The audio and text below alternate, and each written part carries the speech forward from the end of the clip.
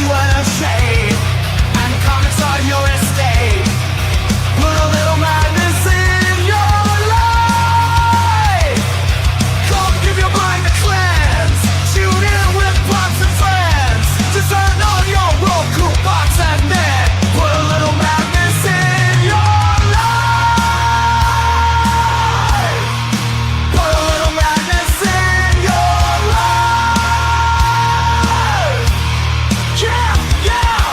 Put a little madness in your life.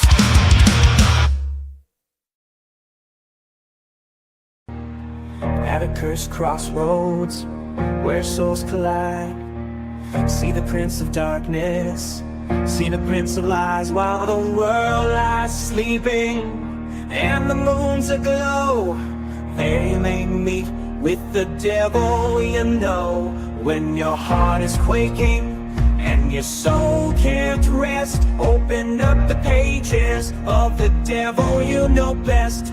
People face their demons as each tale unfolds, but the devil's in the details, and their fate's been sold. Hear their fate's been sold, and they're lost to hell. That's the deal you have to make with the devil you know well.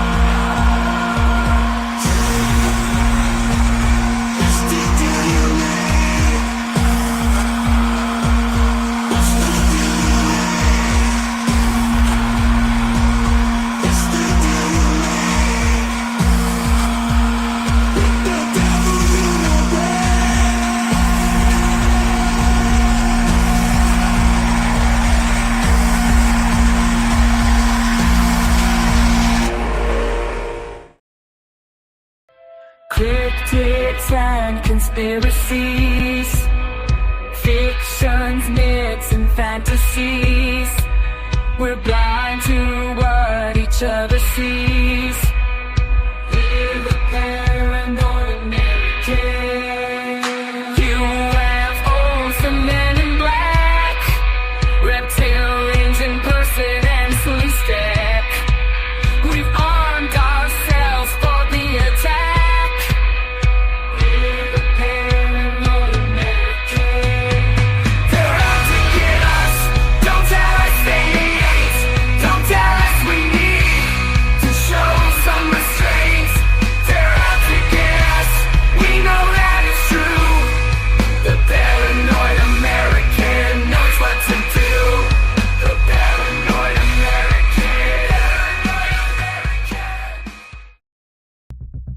It's a Critical Blast podcast That's me. with special guest, Paranoid American.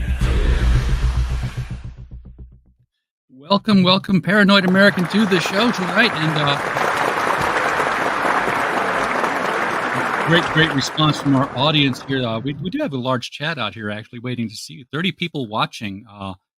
Twitter is taking over the YouTube audience, I have noticed. I don't know if your shows have reflected similarly, but now that Twitter has become a place to go to. I find that I'm starting to use Twitter more than other, just because I actually feel like I get some of the reach. Like all the other social media, it's almost like I'm just talking to myself most of the time, despite having, enough followers to at least get a few comments here and there. So, yeah, I mean, the comments all come from YouTube, but Twitter's where the views are coming. The people are sitting there watching videos on X. Sorry, Elon, quit trying to make X happen. It's not. Don't dead name. Don't dead name X. It's going to stay that way.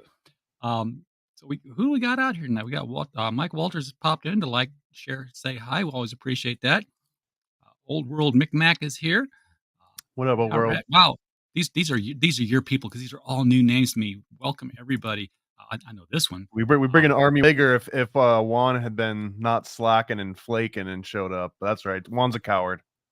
the chosen one chose to be somewhere else Yeah. tonight. He's a diva now. He's got his own comic. He's got his own song. What are you gonna do? Oh, you got him a song. Yeah, I mean, you gave birth to this whole AI music for every different project, and I see you've been doing it too. I went through like 4 different AI songs, all for different stuff on the intro. I love to see that. I wanted to actually ask you if you've played with the new one that just came out this week called Udio. I have not. I play only with Suno because they have my money. Give it a So, shot, man. I mean, in addition to, it's not in place of, it's in addition oh to, yeah, you know? I'm. I mean, I know that the biggest thing about AI art was that like, yeah, well, wait till you gotta tweak something. Well, guess what? You can tweak something. You can, just circle the area you want to fix and, AI the heck out of that. I'm waiting for Suno to get that way with the music when I'm like, hey, don't redo it, keep it, but change this word. Or add this word into it, but keep everything else, keep the music. When they can get to do that, because when you get a tune you like, you don't want to throw it away just because one word, oh crap, I misspelled that word and it sounds like duck instead of you know what. Um, I don't know if you saw that Suno's new version, they've got it so you can continue from a specific point. So you can technically go to the second right before it messes up and then have it start from there. But I'm telling you, the Udio one, it doesn't always have as good of results, but it has an incredible amount of customization where you can say like, I kind of like it, but change it a little bit instead of yeah, just blindly mashing a button and seeing a whole bunch of different versions come out. I'll take that. It's it's gonna take over, and here's the thing I'm finding out is that if you don't know anything about art, then you're gonna put in chick with big boobs and bikini, and you're gonna get what you get, and you're gonna try It's to gonna say look your art. great. And It's gonna look yeah, great too, though.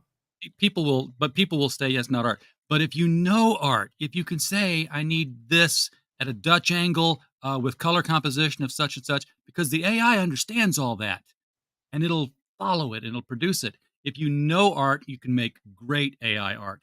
If you know music, you can make great AI music because you can tell it. The pentameter here is wrong, and I need it in this time and so many beats per second, and give it a, crank up the amplitude on something. It'll and it'll follow that. So, One day, because I think right now all the audio AI, it's all trained on 4/4 time signature. So even if you wanted to give it a 3/4 or a 6/8 or something more like kind of esoteric, I don't think any of them know what the hell that would actually mean. I bet they would. I bet they would because I've slowed it down and sped it up before by telling it time signatures. Yeah, I mean, with time, all will be possible, right?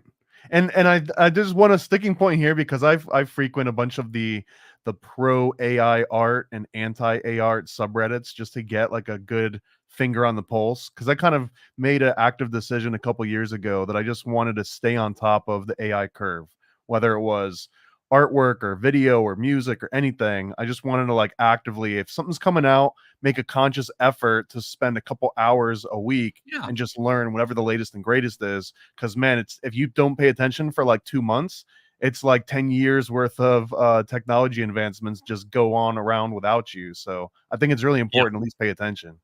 absolutely. And you know what? I have every confidence that industry is going to just roll out AI as an option. Probably the same week that Ford takes out all those robotic screw things that put the bolts on the car. Yeah, as soon as Ford says, you know what, there's no way that a person couldn't do that better, um, then the AI will be gone. Yeah, I'm a little sarcastic about it.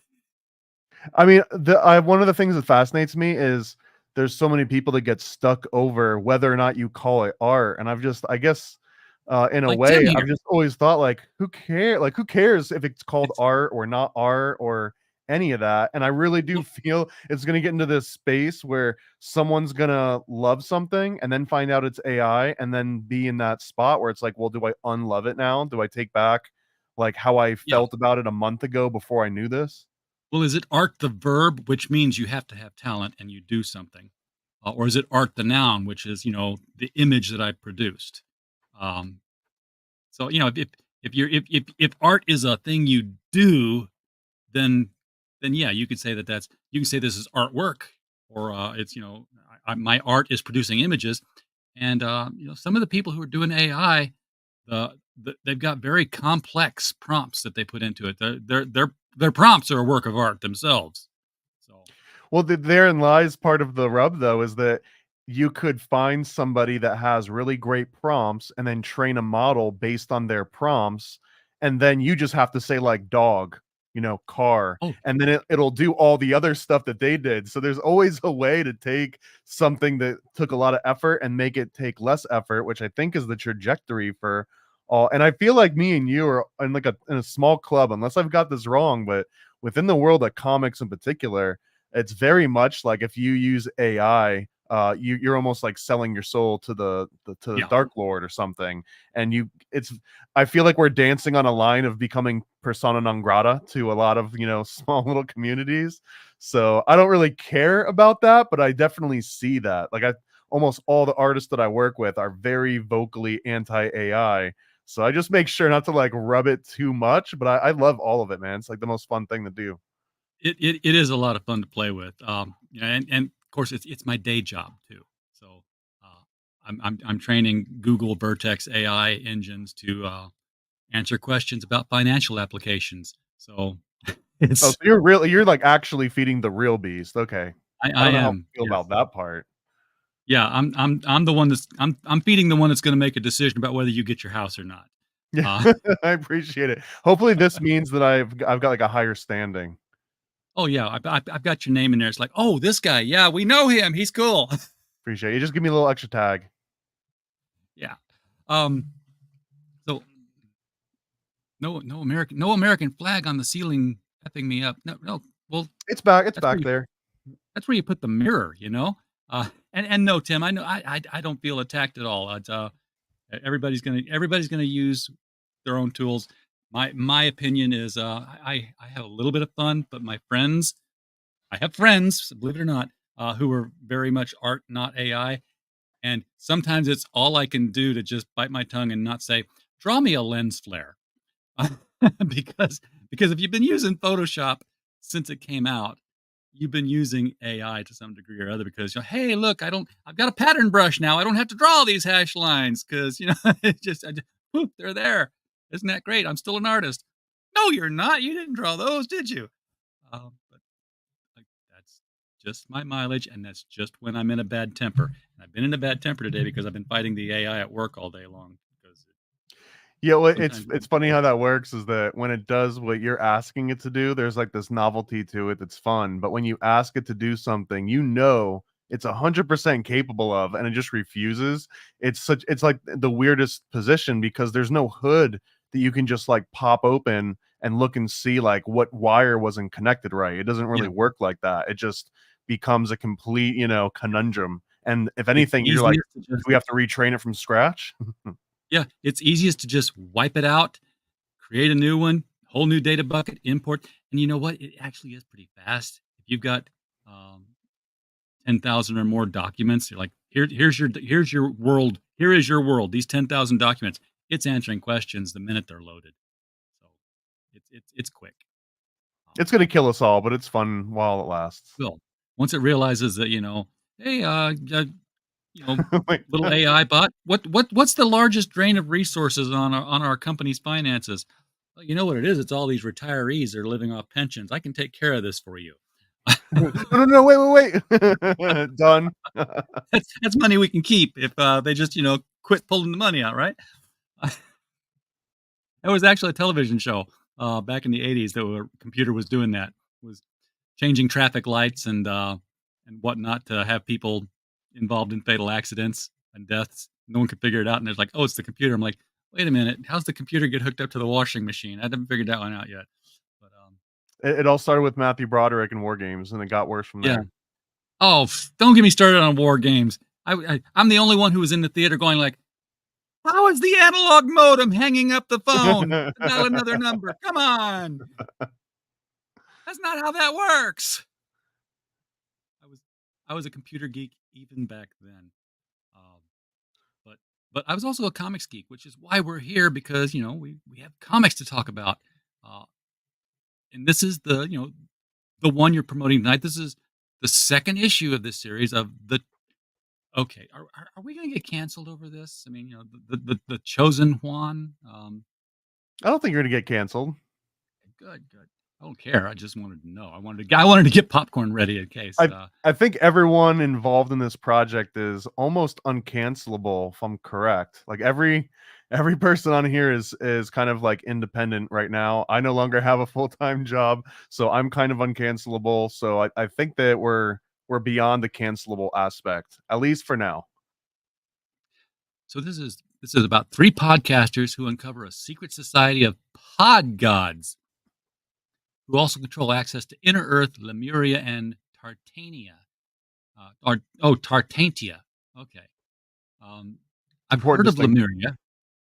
I've not heard of Tartantia, and I imagine that's why there's quotes around it. Um, I see tar and I see taint, and that sounds like a painful place to me just automatically. Well, it's I don't know if you've ever heard of the concept of Tartaria before. Does this sound familiar to you? No, So other I than can Tartarus, which is the Greek hell. Right. Well, it's actually very similar. So, Tartarus also referred to like this huge landmass that kind of made up Russia and maybe a little bit of like Western Eastern Asia. And for the longest time on maps, it would just be called Tartary. And that was kind of like this placeholder for like an unexplored aspect of land. Well, anyways, fast forward to 2020 or so, and a lot of these old world, ancient world theories started springing up that claimed that Tartaria was actually a massive, sort of like a huge empire that rivaled, maybe even dwarfed the Roman Empire, and that all of the major advancements in civilization were actually attributed to these Tartarians.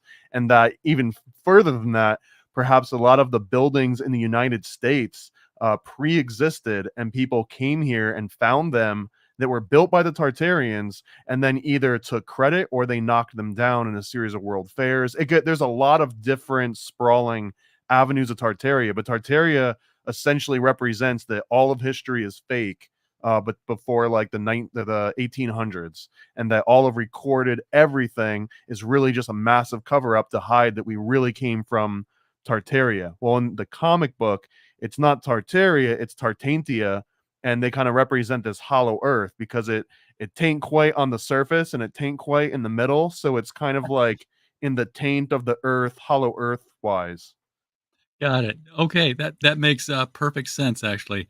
I've heard the theory I've heard was everything was created last Thursday, and you can't prove differently, um, because all your memories have been implanted.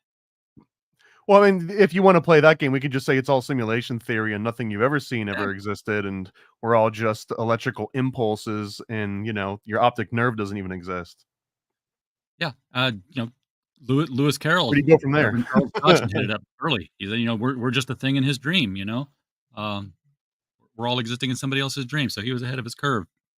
Well, I almost think that the default state for a lot of children is solipsism. That is like when you're not in a room and there's other people there, like grandma just doesn't exist. Like grandma Oh doesn't yeah. exist until she comes over and then she exists and then she pops out of existence again. I think that's a default state.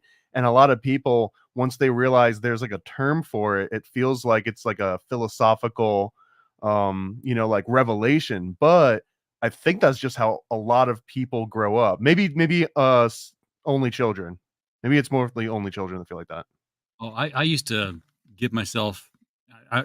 This was as a child. This was like at 7 or 8 when I realized that I was a ghost driving a car shaped like a body because like I cannot step out of this thing and look back at me. It's like, and I would try.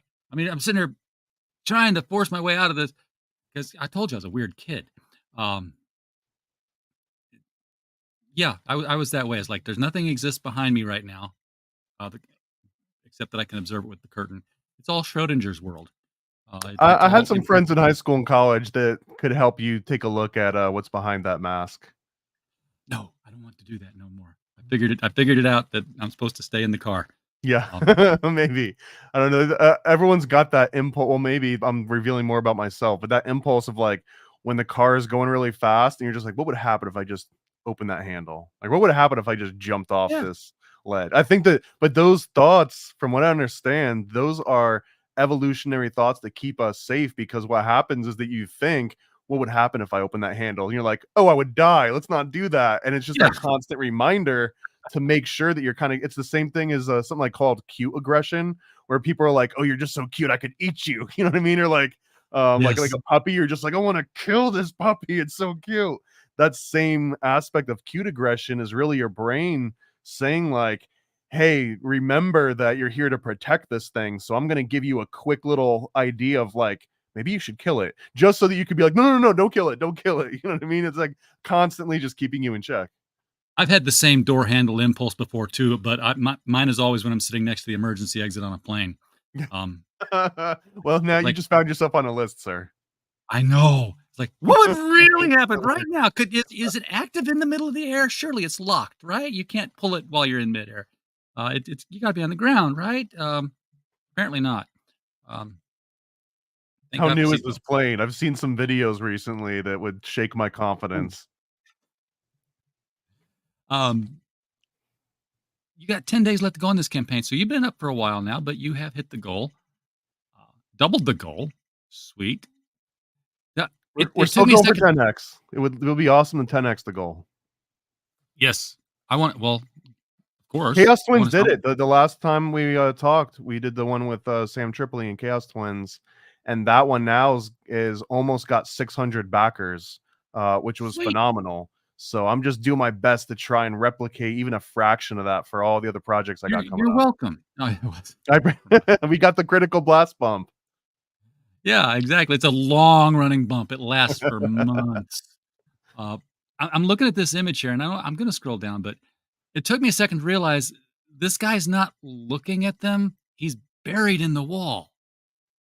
Correct. This is another phrase, a Nephilim, perhaps a Nephilim giant. And do you know what a Nephilim is? I know the Nephilim. They said that the flood didn't get all of them.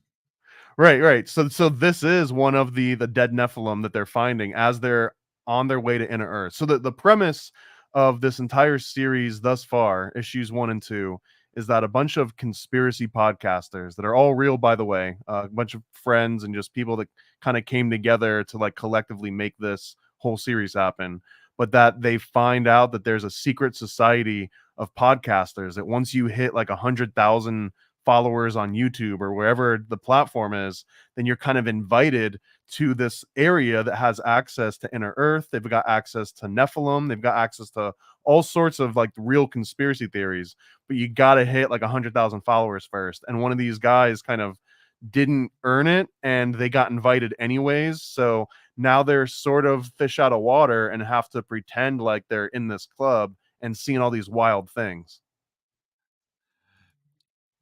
So he botted his way into the secret society. Well, he kind of had like a package misdelivered. So imagine if your neighbor got your YouTube plaque instead of you. And now your neighbors like go into all these high society and secret society gatherings based on the premise that, you know, he's some kind of viral star when really he's just like a bumpkin with a podcast. This is very cool. So they find out that, you know, all the conspiracy stuff is real.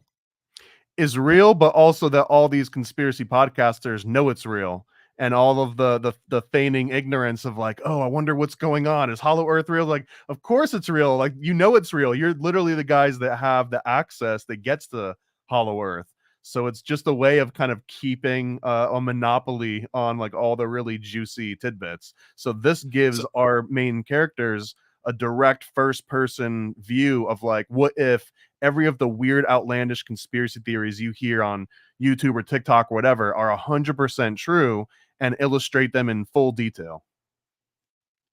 that's so it's like they're telling the truth by hiding it in questions and conspiracy. Sort of like in Men in Black when there's like, you know, picks up the World Weekly News, like, yeah, this is where you find out everything that's going on. This is we publish it here. But it Well, looks too outlandish to be real. there's a hint of like Gnosticism to this too, because behind, I don't want to give too much away, but like behind the ultimate story arc for this first chapter of 6 issues, by the way, is that it's kind of all being ruled by Abraxas, or like a Saturnian time cube esque, where you've got this demiurge that is kind of controlling this artificial world and keeping everyone trapped in it for some sort of energy or entertainment or who the hell knows. But it's very much Gnostic in its ultimate story as it unfolds. So Tim is asking. So wait, they are part of the conspiracy too. They would have to be, I guess, at that point. Yeah, I mean, there's a lot of kind of internal struggles. So like once they realize what they've been a part of, they definitely have to go through some things, but it immediately just jumps into action. So there's not a lot of time to be thinking. Like they're fighting, they got superpowers. They meet Aleister Crowley, who attacks them with all sorts of evil dick energy weapons. So it gets to like really off the rails immediately. Who keeps Atlantis off the maps? We do. We do. Yeah, little Stonecutters vibes. Yeah. And So yeah, so we got a Sam, bunch of cameos in here. So this one we've got the Tinfoil Hat Crew, which is Sam Tripoli, Xavier Guerrera, and Johnny Woodard, all from Tinfoil Hat. But they kind of combined to form Triple Lee, who's a kickoff of Bruce Lee from Enter the Dragon. But also what's cool is that XG and Johnny are like miniature sized, and he keeps them on like little baby papooses, and they kind of like fight strapped to his back like little babies. And then whenever the fighting's over, he just kind of hangs up on the wall and he like sticks pacifiers in their mouths. It was a whole thing. and of course, you know, they're the guard dogs, so it's sort of like Cerberus. That's 100%, man. It's exactly what they're supposed to represent. Because as our characters get to like the first barrier of the inner sanctum, they have to fight Triple Lee here. So that's like this huge. That's their first really major supernatural like boss battle. And then Alex Stein is here. Do they all know they're here? I mean, did you reach out to these people and say, "Hey, we're parodying you"? They do, yeah. So this particular issue's been in the works for going on 2 years now, and I got Alex Stein on board when he still had like I don't know like 60,000 followers or something. Like he was still kind of just freestyle rapping in public forums on TV. This was way before Blaze and everything. So he's like huge now, right? But yeah, Yeah. Alex Stein. In fact, one of the custom covers here is I worked with Alex to figure out like what kind of cover or poster, what would be like your ultimate goal? And he was like, man, I really love Silence of the Lambs. And he kind of wanted to have some sort of a Silence of the Lambs nod. So we've got one of those as the custom cover. And I brought up that my favorite movie, one of them is Beetlejuice. And in particular, this one scene where they ask Beetlejuice if he knows how to be scary, because he's just kind of being like a dick the whole time. And he's like, can I be scary? And you kind of see him open his coat and there's like all these weird things popping out. When this one, Alex Stein's made, he's kind of like Beetlejuice of comedy. So they ask him, can you be funny? And he opens his coat and he just shows every genital known to man. So that's what we're looking at right here, is just like 40 different types of dicks. Because if you approached him at 60,000 followers, I was hoping you were going to say, yeah, he came to us like a couple of months ago, says, guys, can you maybe not do this comic? Bad idea. Just because, because now But he's been in. awesome, man. Alex is awesome. If anything, he's almost no longer a human being. He's almost become like a corporate egregore. So it's harder to interact with a massive egregore. But Alex, the person, is still awesome as hell. We still Yeah, talk every once in a while. but if he was messing with you after he got to the It would have 100,000 been real followers, easy too, man. I mean, like once yeah, you're all in and you've got the art produced, there's not a lot you can go backwards on without. And on top of that, since we started this particular issue, the main artist is Igor Chakal, who is now one of the lead artists for Ripaverse. So if something did go sour, I don't know if we can even book Igor anymore, just because Eric July keeps him really busy.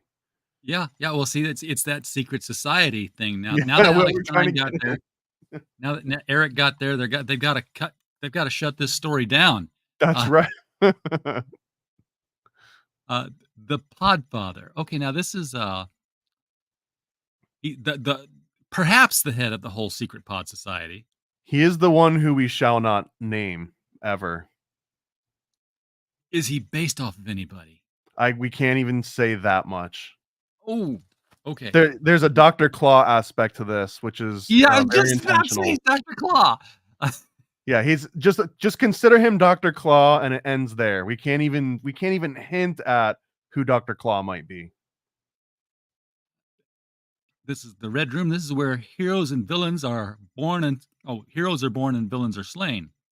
Correct. This is where all the magic truly happens, like the real magic with a K. And then here's Okay. the giant Nephilim in the tunnel that goes into Tartantia, and then finally there's an image of Tartantia that we get a glimpse of towards the end of this issue. And if you notice, all the little cult members, their robes kind of look like little dick silhouettes. That was not intentional; it just kind of happened like that. I'm looking at the throne. Yeah, well, the throne is also something. It's cropped so that just lead it to the imagination. Yeah. It's which folks, you can figure it out yourself. But that guy behind the desk there, he's an asshole. I can tell you that Yeah. right now. Nobody reads down this far, so we're gonna. You got it out These of the rest order. of You got those are just 15 and then all the of book. the covers. Here are the rewards. This is the main cover. That's the main cover. This has got all the characters on it, including Alex Stein is up in the top left corner, or the top right corner, and then we've got Sam Tripoli, XG, Johnny, and then you've got the main characters down front and center. And And then this is this is the glorious Alex Stein cover based on Silence of the Lambs, also I by wish I could zoom Igor in. Chikol.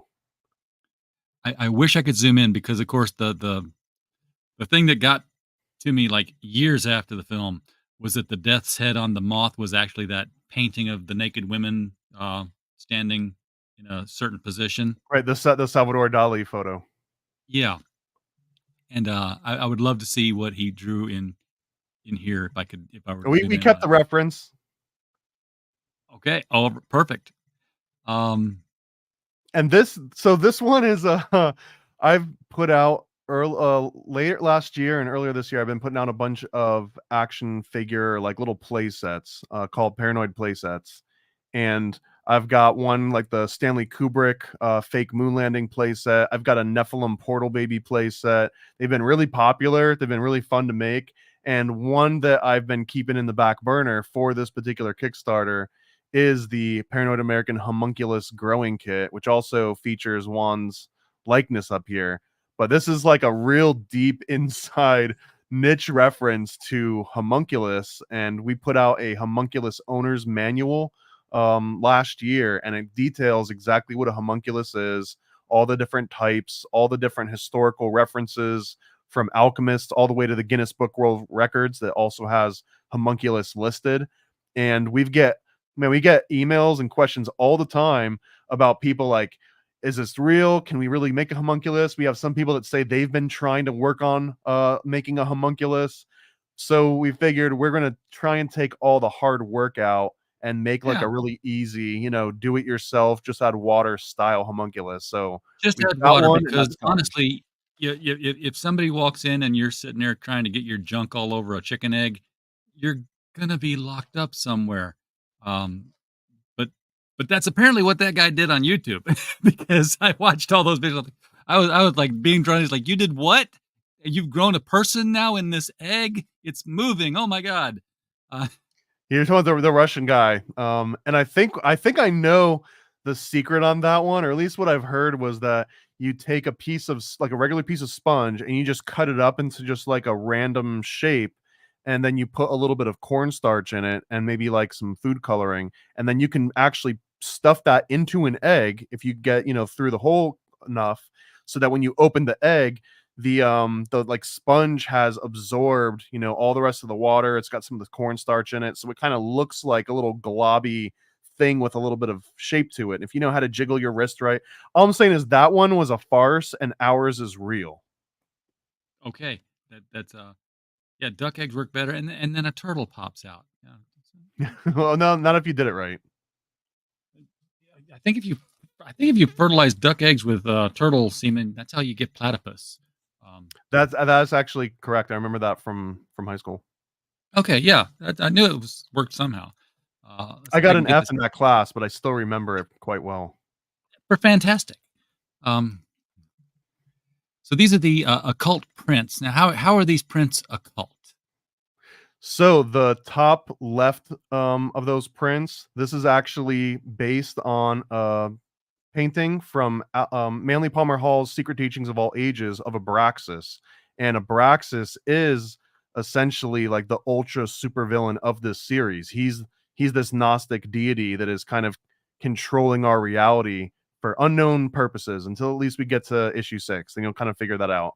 But we took this old painting by John Knapp, I believe, that was in Secret Teaching of All Ages, and turn it into a pinup. So now instead of a big cock-headed god floating in space that's on top of 4 white horses, now we've got a lady that's kind of wearing the exact same outfit. She's got big red hair that kind of represents the rooster's head, and then instead of riding on 4 different white Mustangs, she's standing on top of a Mustang. Well, it's actually a Shelby Cobra, because in the Abraxas painting, not only is Abraxas riding on white horses, he's also riding on snakes. So it was just Oh, perfect to have it, right? yes, It all just fits perfectly together. So it's got that classic like muscle car 50s pinup vibe. And the one on the right, that comes from the same book, Secret Teaching of All Ages by Manly Palmer Hall. But this one was an image of Pythagoras in basically ancient Greece, showing off all his fancy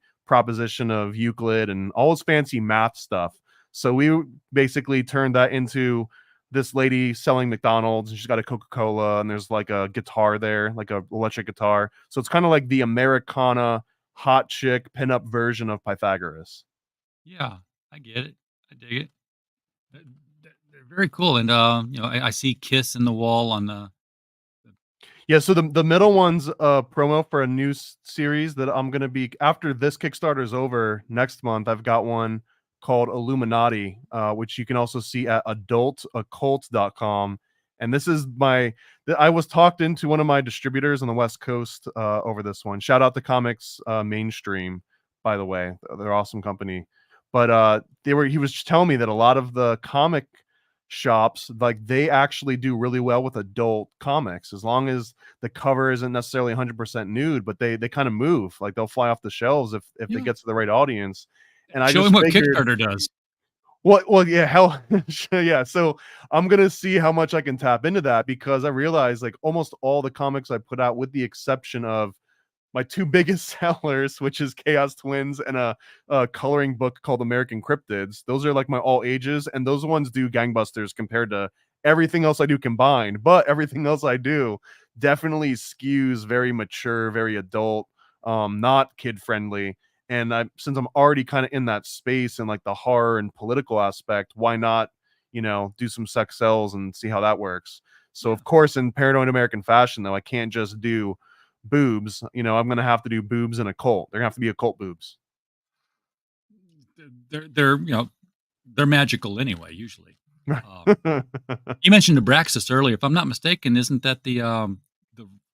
isn't that named the root for abracadabra? The way where we get that word from? Correct, but also abracadabra is also one of the magic, not a magic square, but it's the way they would used to write it out is in like a triangle, and you would write Yeah. abracadabra down each side and along the bottom, and it would basically repeat itself over and over. So it's that Braxis plus the concept of like a magical square. Occultus Mundi, which is, of course, the occult world, because I had 3 years of Latin and I show it off like an Yeah, asshole. this is a yeah, flexing those Latin muscles. They always come in very handy, right? Yeah. All the time you ever spend learning a dead language, it comes in handy for moments exactly like this. But Occultus Mundi is a Zine that Juan has been writing forever. Like, me and him started it like a year or two ago, and it is print only. It'll never be digital, because then it loses the magic. You're not a real artist, you're not a real writer, so on and so on. But this is kind of like just an underground 70s style occult Zine where we just talk about a bunch of occult topics. And it, did you make your own Jack Chick tract? Yeah, so that one in the background, that's the Homunculus Owner's Manual, I think, or that might be the MK Ultra one, but Yep, I've got MK Ultra.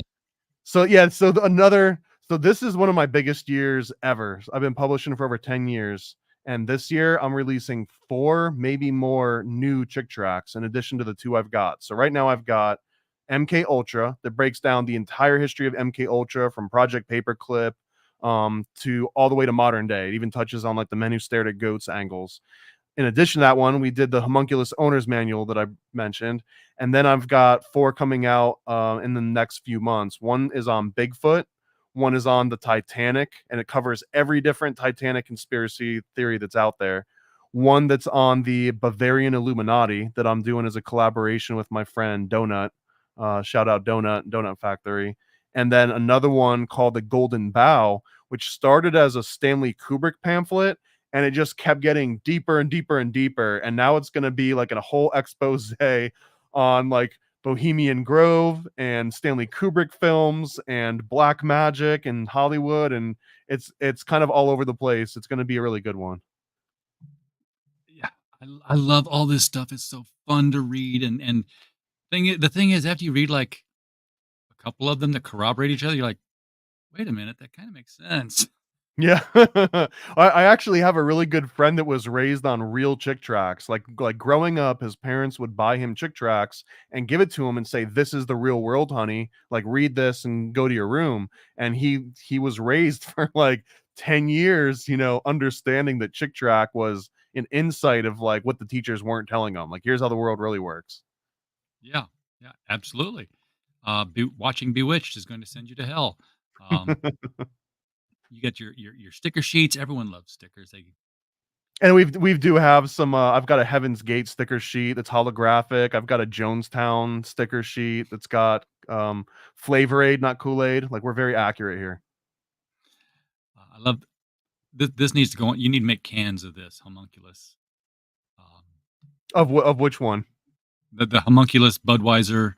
So I actually, once this campaign is over, I'm going to start releasing some of the packs on the site because I wanted to have some exclusives for backers, and whatever's left, I want to sell them in 12 packs. So you'd buy a 12 pack of the stickers that you can just stick on a regular can of whatever because we had them made to be the exact size that they should be to be on a can.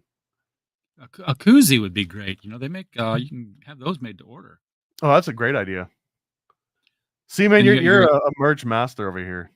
I am actually. I got the ideas. I just I only follow through on very few of them. Just need more hours in the days.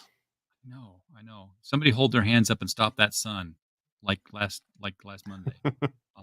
And man, I've been trying my damn best on getting pricing down. This is the cheapest printed comic that we've done to date at $6. It's For a the real regular cheap comic.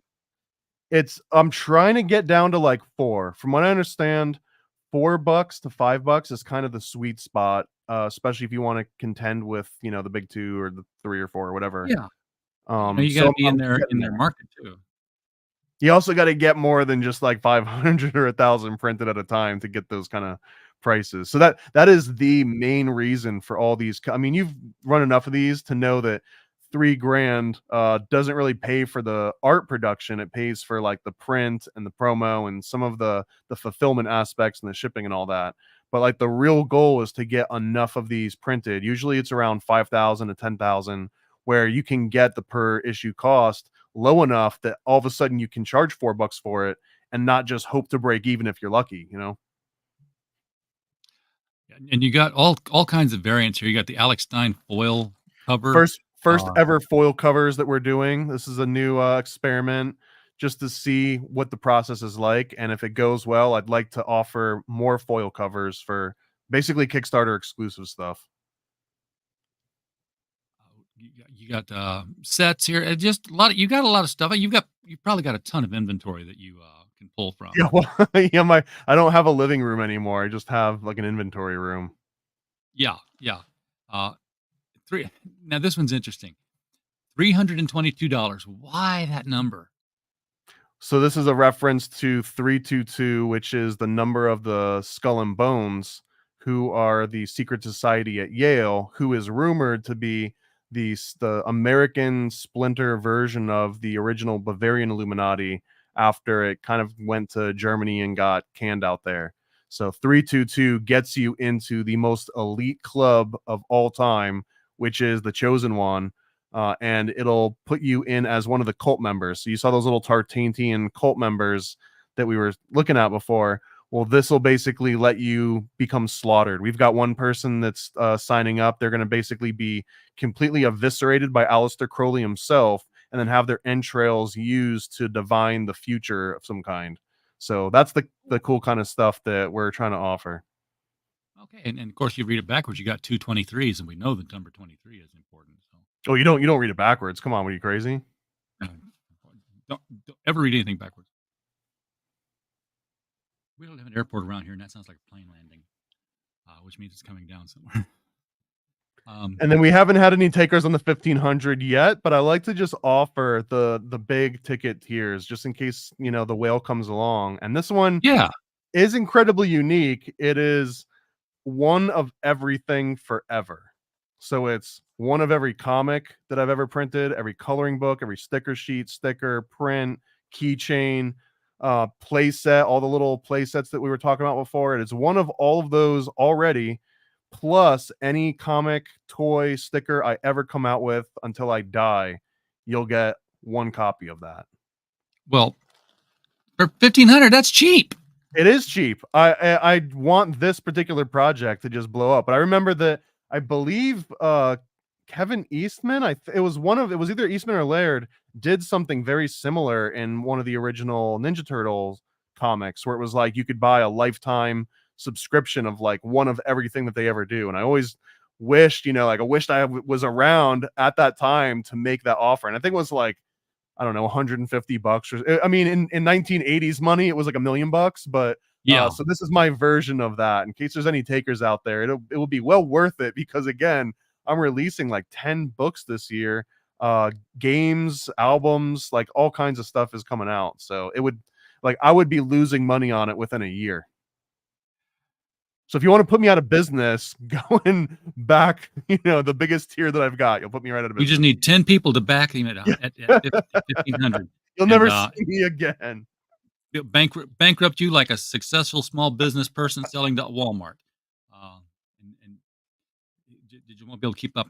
Going back, catch some of these here. Michael says there was a women's tag team in TNA who went by MK Ultra. Well, they were in TNA, and I know what that stands for, and it's not total nonstop action. Yeah, I'm a huge collector of anything MK Ultra. One of my favorites is that I've got a cigar box. There was a brand of cigars called MK Ultra that had like a really nice little logo to it. But I'm glad someone mentioned that. I never heard that there was a group called MK Ultra Wrestlers, so now I need to go and find like a shirt and snag one. A shirt. They probably have action figures of Killer Kelly and Masha Slamovich. So I'm in. Elk Baniak says the CIA contractors who attempted to give goats strokes in remote view hostage locations were Scientologists.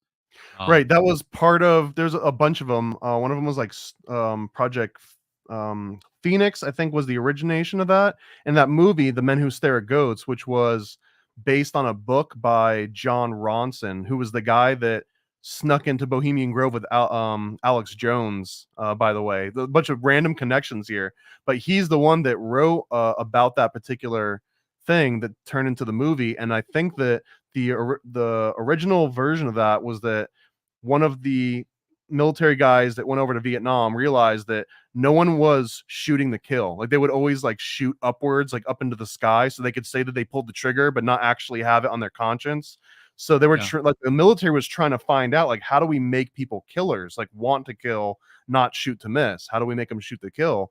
And they send this guy out on, I'm gonna just assume they just give him like a bucket of LSD, and they're like, here, figure out how to make killers. And instead he kind of turns Star Wars hippie-esque, and he comes up with this concept that was very much like the Force, using the Force just like Star Wars would.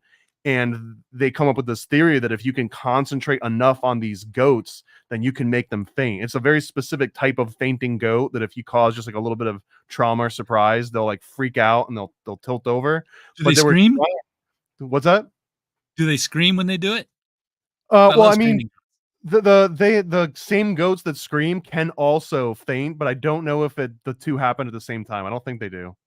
I mean, it would be awesome. I would love to have like a group of these goats if I lived in Texas or something. But that's the premise of the men who stared at goats, is that they wanted to telepathically be able to trigger this reaction in these very specific types of goats. But if you were able to do that, then the next level was like, well, then I can stare my enemy down in the field and make him fall over or make his head explode. Who knows what Yeah, the upper boundary because would have been. your enemy's just as smart as a goat.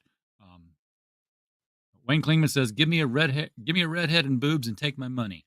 Oh, Um, you'll be happy to hear that the very first issue of Illuminati features a pretty good-looking redhead. It's actually, her name is Jane D. She's the wife of John D, and it's a retelling of the story about another niche story. But John oh, D John was D. an alchemist. He was the original 007. He worked for the Queen. He was kind of the one that would summon angels and try to tell the future, and all sorts of mystical alchemical things. Well, he paired up with a guy named Edward Kelly, who was also known as the cropped-eared wizard, because back in the day, if you didn't fulfill one of your promises to royalty or else, they would shave off the tip of your ear so that if you went to another town, everyone could kind of point you out as a charlatan. Well, this guy, Edward Kelly, was known as a semi charlatan because his ears were chopped off for that exact reason. But he also claimed to have this elusive red substance, which has been likened to like the Philosopher's Stone. So, anyways, he pairs up with John D. John D asked Edward Kelly to be his seer, so that he could translate this information coming from angels that they were summoning, kind of like a Mormon Joseph Smith angle.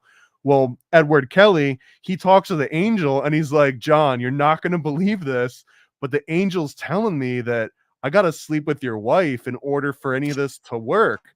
And this is all real. This is like truly documented, and John Dee's own diaries describes this whole process. Now I'm simplifying it for a little bit of a comedic effect, but the story is titled in the comic "Occult Wife Swap," and that's exactly what happened back in the day. So that's the first story, and Jane D is a hot redhead. So there you go. Okay. Yeah. And she more than likely she's like, just tell him that the angels told you to do it. We'll have the Yeah. note for ourselves. Well, there's a little bit of that too. And as a follow-up teaser, the second story in that issue, because it's an anthology series, every issue has two different unique stories by different writers, different artists. And the follow-up in that first issue is the Statue of Liberty comes to life and bangs all the national monuments. Well, she is a Ghostbuster, so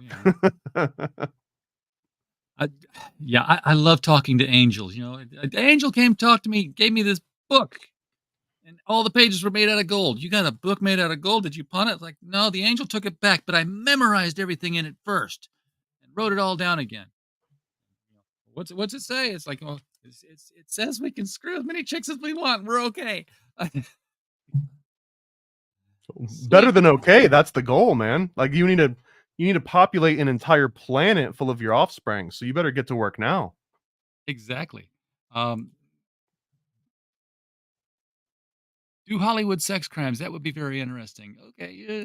We haven't done that one yet. I don't know. I stray away from like sex crime in like one like in the same sentence. It gets a little bit iffy. I would love to figure out a good approach to it.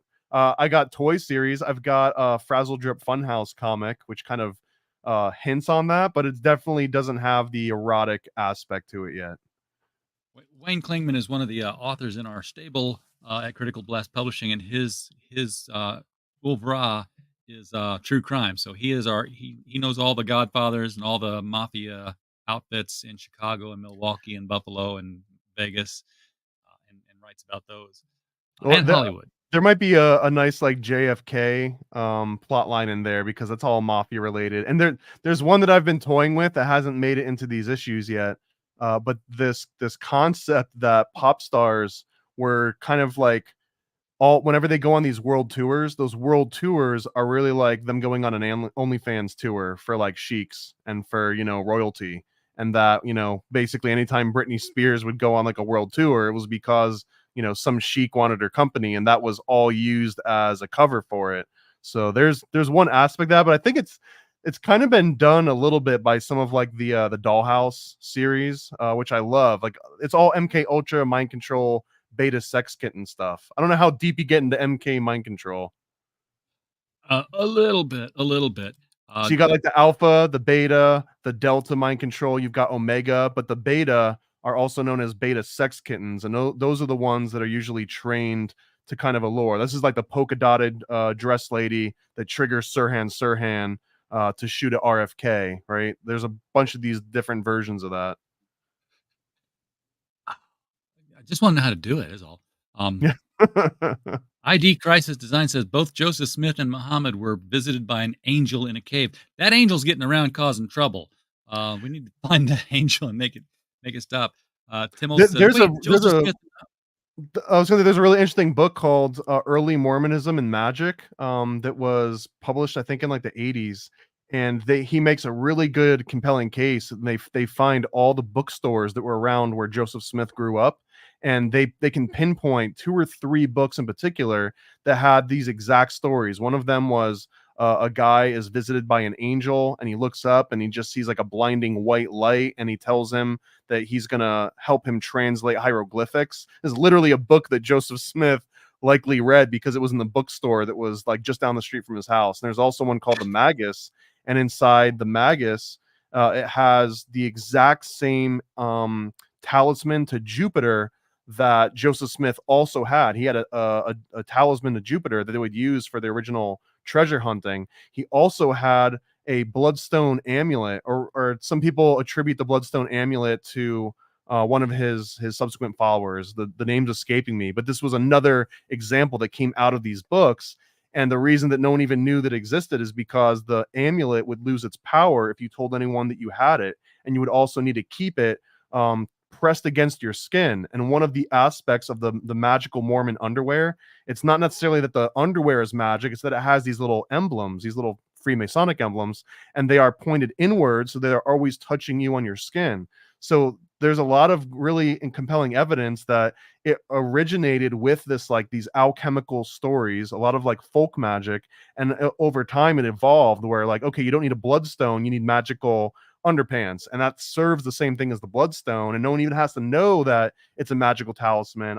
I can go so deep on into Mormonism. I've got a show called Monthly Mormon Mondays that I do with a couple ex-Mormons, and I've been going real hard into the research. That's everything's got levels under levels under levels. That I think you can make me probably question basic mathematics if you started pulling all the stuff that went into making the books and what we know to be true. Yeah, how much time you got? You want to talk platonic solids and how they represent things that don't Oh, exist in nature? oh God, no, no. Joseph Smith and Muhammad are both cops fighting a drug cartel. Make it happen. Yeah, that'd be. I'm down for that. Uh, Dude, I think there's a lot of opportunity with Mormon storylines, and without giving too much away, I am working on a game about Mormons that are kind of turning into modern day prophets. So that's all I'll say for now. Okay.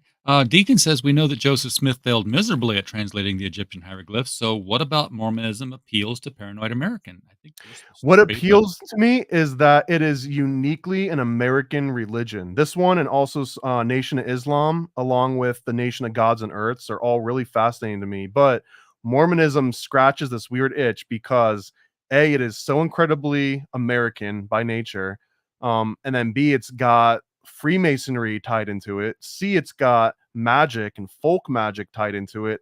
And their stakes still exist today. They're one of the most affluent of all the religions in the United States in particular. And they don't seem to be going away anytime soon. And what's really fascinating to me about Mormonism is that nobody in Mormon history predicted the internet happening. And the internet kind of screwed up like all their stuff. Like the fact that someone can hear something or read it in the Book of Mormon and then go and Google it. Like no one ever considered that that was going to be a real possibility in the future. And it's just fascinating to see, I guess, the religion try and deal with this. Like one of the big examples that my co-host on Monthly Mormon Mondays, her name is Heidi Love, and she has a podcast called Unfiltered Rise. But she pointed out that the head of Mormonism now, he brought out the original hat that Joseph Smith apparently looked into to be able to translate and see through these seer stones.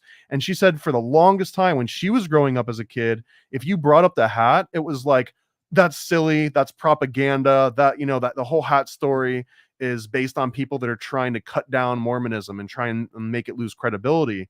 And then I guess at a certain point, the Mormon church was just like, actually, that's all real. Here's the hat. Here's the guy looking into the hat.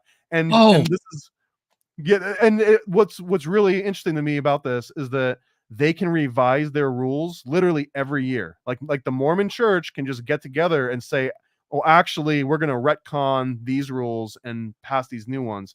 The Vatican kind of does something like that, but they've got 2,000 or at least 1,000 years of baggage that they got to carry around with them, and all these different edicts and papal bulls, right? But Mormons, like they're nimble and they're fighting the internet. So I don't know, it's a fascinating thing to watch in real time. They're fighting the internet, but they're kind of taking advantage of it too. I mean, ancestry.com, that's, you know.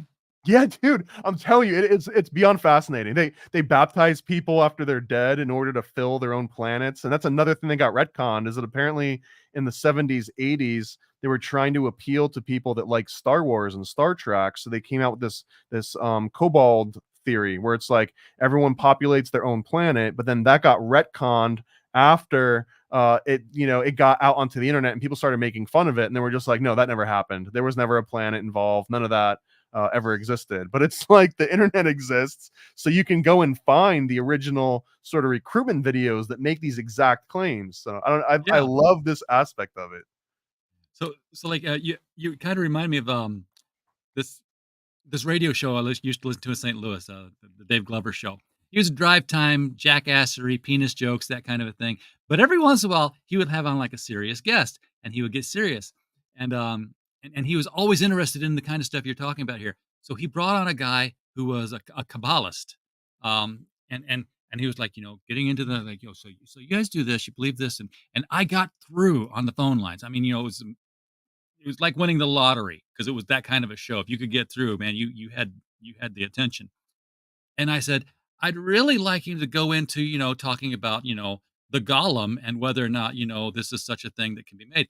And he hangs up. Okay, thank you. And he hangs up and says, I'm sorry, my guests are kind of used to, me making funny jokes and ha-has, and they don't take a lot. And the guy's like, actually, no, that's a real thing. And the show was over. He's like, what? You can make a golem? I want a golem right here in the studio right now. It was hilarious, but he told how to build a golem, but it's always one of those things that, like, the intentions have to be right, and you can't have anybody around you that's not believing or whatever. It's like, so you got escape hatch. It's your fault. Yeah, if it doesn't work, it's your fault. Yes, exactly. I love that aspect of magic where it's like, all right, it's not working. Who's the asshole here that doesn't believe? You know what I mean? Who's killing? Because not me. You gotta ID clap. Christ says Jehovah Witnesses have many re-edited versions. Well, they have to re-edit it because they were only supposed to be 288,000 or 188,000 or whatever it was, and they got more, and they're gonna have to make cuts somewhere along the way, or they're gonna have to revise their numbers. Well, they had to take all the fun parts out, so they had to take out like all the wine and stuff. Yeah, I know. All the parties gone. My religion did the same thing. Oh, well, wine was actually just grape juice. I'm like, look, Noah got off the ark, and the very next verse, he's drunk because he planted a vineyard. I was like, first, and don't even get me started, because the word, let's just say he gets off we're taking everything at face value. He gets off the ark, and the world is mud. And in 2 verses, he plants a vineyard and gets drunk. It takes 6 months for seedlings to become viable fruit producers, and it takes another 8 months to make wine ferment. How bad was this boat trip that nothing happened between these 2 verses except him intently making sure he could get plastered? And nothing good came out of Noah getting drunk either. That's where we get the curse of Cain and the curse of Ham, because someone walked in on the tent and everyone was too drunk to behave themselves, and then bam, now we've got an extenuation of original sin, I guess. It sounds I must be blowing my audio levels because I bring my voice up, and I'm like 2 inches away from my mic. I was always told, put the mic against your mouth. Apparently not the case to do that anymore. Okay. Well, This is not a religion show or a We can make it conspiracy that show. way. We can totally It's make it that already way. taken over. It's about this comic book, guys, and you can get this comic book at the link below the video. You can also just go to chosenjuan.com, which is the same link, and you'll be taken there. But I would love to keep this up all night, except I got shit to do. It's not me. So You just um, don't wanna get into the real truth of the Bible. I get it. I understand. I do. I feel like I've had to go pray and get rebaptized. Um, We'll do that for you. We'll have the Mormons do that for you. You don't have to baptize yourself anymore. yeah. Okay. Well, then I'm relying on you guys. If when I'm in purgatory, I'm gonna be shouting, "Dig me up and baptize me, please." I wonder though, if you get baptized by Mormons, are you now like their servant on their Mormon planet? Like, do you, because another unknown aspect of Mormons is they have like multiple levels to their heaven. So even if you go to heaven, you might get nosebleed seats. Like you don't get front stage seats. It's like the circles of hell. You know, the worse you are, the closer to the action you get. All right, man, this has been a blast. I love having you on, Tom. We've got to do this more often. I know that I've got several viewers who are really into this kind of thing. I'm really into this kind of thing. Maybe we could pick a focus sometime and just drill down into something and talk about that. But I'm down, man. This is all that happens in my head anyways. So like me being able to make comics and talk about it like exercises demons that otherwise would just like you don't need these thoughts in your head all the time. I don't need to always be thinking about the Statue of Liberty going and like sitting on the Washington Monument. That's not a healthy thought to have in your mind. So like these crowdfunding campaigns help me get that out of my brain and hopefully into like thousands of other people's brains. I need to get you on with Jason Hunt over at Sci-Fi for Me on one of our crossover episodes of Blast from the Bunker because that's our kind of guest. We always get the UFO experts. We always get the climate change experts. And we just interview and talk about what their I'm in, man. story is. I'm already in. All right, I'll set that up. Everybody in chat, wow! Thank you guys for being here tonight. This was a hopping, fast moving chat. So I'm not used to that. You kind of made me Appreciate y'all. exercise my. That was the clicking Paranoid button. American Army. Yeah, well, come back. Come conquer this ground anytime you want. Because we're just a podcast falling in the woods. Otherwise, we're just not making any noise at all. So we appreciate you all being here. And as always, while you were here, we just hope you had a blast. Good night, everybody.